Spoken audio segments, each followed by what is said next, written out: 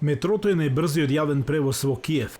Возовите обично се обраќаат на секои 2 до 3 минути, но раководството на метрото вели дека морале да го зголемат времето помеѓу возовите. Имајќи го предвид недостигот од возачи, бевме принудени да ги зголемиме временските интервали.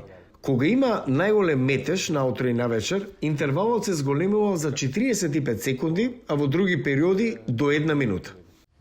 Вихивски вели дека има и значителен недостиг од квалификувани работници како бравари и електричари. Генерално вкупниот број на слободни работни места е околу 15%. Приватните бизниси исто така доживуваат недостиг. Огласите за вработување често може да се видат директно на вратите на продавниците и кафулињата. Зараз ми спостерігаємо најбільшу кількість. Сега гледаме најголем број слободни работни места од почетокот на целосната инвазија. Најмногу работници се потребни во услужниот сектор, како келнери и готвачи.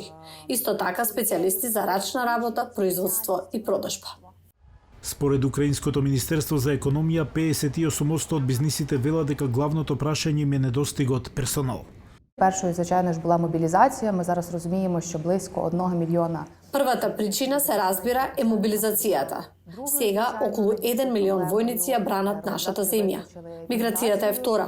Околу 6,5 милиони украинци живеат надвор од земјата, а 4 милиони од нив се работоспособни луѓе.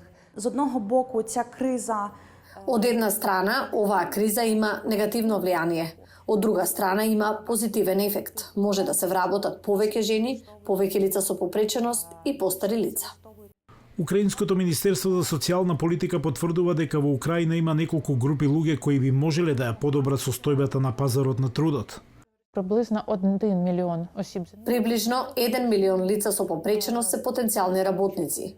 Исто така има и внатрешно раселени лица. Заклучно со февруари 2024 година имавме 700.000 невработени. Третата група се луѓе на возраст за пензионирање. И се разбира, има ветерани. Експертите велат дека вработувањето на овие луѓе ќе бара големи програми за преквалификација, адаптација и инклузивност.